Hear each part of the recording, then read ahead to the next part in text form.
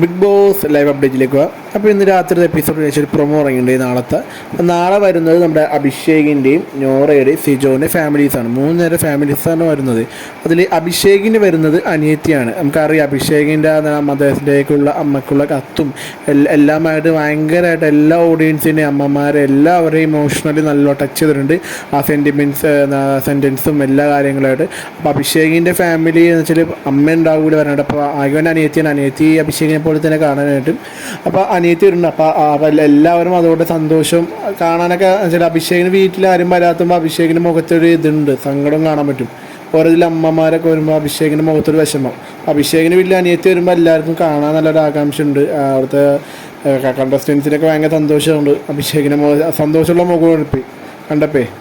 ഇനി നമ്മുടെ സിജോൻ്റെ വീട്ടിലാണ് വരുന്നത്. സിജോൻ്റെ അച്ഛനമ്മ വരുന്നുണ്ട്. എന്ന് വെച്ചാൽ സിജോൻ്റെ ആ ഒരു ഓപ്പറേഷൻ സർജറി ചെയ്തതിനു ശേഷം ഇതോടെ വീട്ടിലെ വീട്ടുകാരെ കാണാനും പറ്റിയിട്ടില്ല, ഒന്നും പറ്റിയില്ലല്ലോ.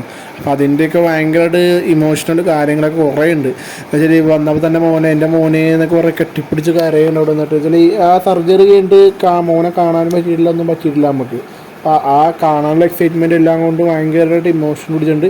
പിന്നെ നമ്മൾ വരുന്നത് നോറേൻ്റെ ഇതുപോലത്തെ നോറ വെച്ചാൽ ഇമോഷണലി പെട്ടെന്ന് ഡൗൺ ആവുന്ന ആളാണ്, പെട്ടെന്ന് കരയുന്ന ആളാണ്.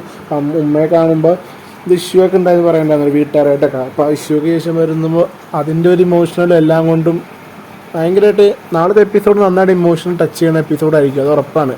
പക്ഷേ ഈ 3 പേരുടെ ഫാമിലിയും 3 പേരും എങ്ങനെയാണ് ഇമോഷണലായിട്ട് എങ്ങനെ കണക്റ്റ് ആവുന്നത് അതെല്ലാം നാളത്തെ എപ്പിസോഡിൽ നമുക്ക് ഇച്ചിരി കൂടി ആവും, നമുക്ക് എല്ലാവർക്കും ഇമോഷണൽ കണക്റ്റ് ആവും.